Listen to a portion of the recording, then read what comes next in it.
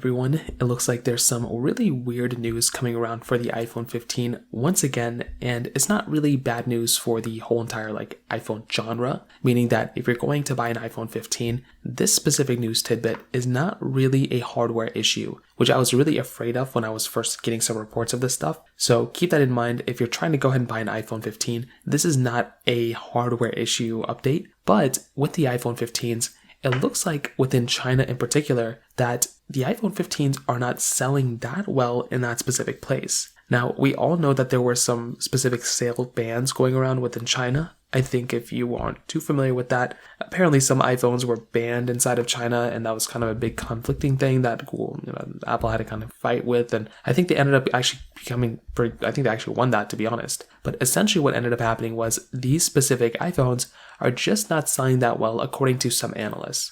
Now, I think I did see some reports that apparently some of the iPhone sales or actually could be, in terms of sales numbers going lower, could be attributed to Huawei actually end up, actually doing a little bit better in their sales. So there could be some other changing things here too, which is pretty crazy. I would never think that Huawei, I totally forgot about that company.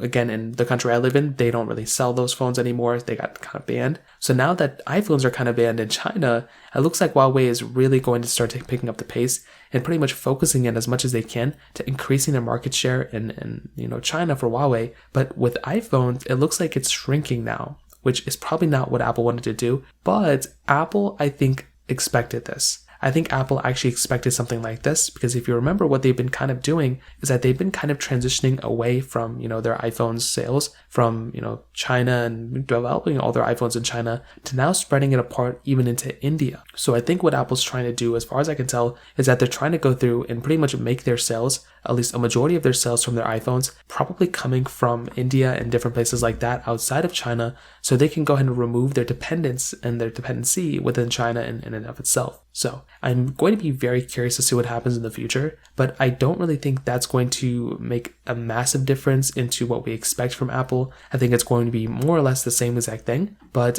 I'm going to be very, very curious to see what's going to be happening I'm going to be very curious to see what's going to end up happening within these particular iPhones and seeing how well they sell in this specific country. So I'd love to hear your thoughts about this. Let me know in the comment section below. Hit the like button, that would mean so much, but definitely hit that subscribe button. More importantly than everything else, I love every single one of you guys. Hopefully I'll catch you guys in the next video. Peace out till then.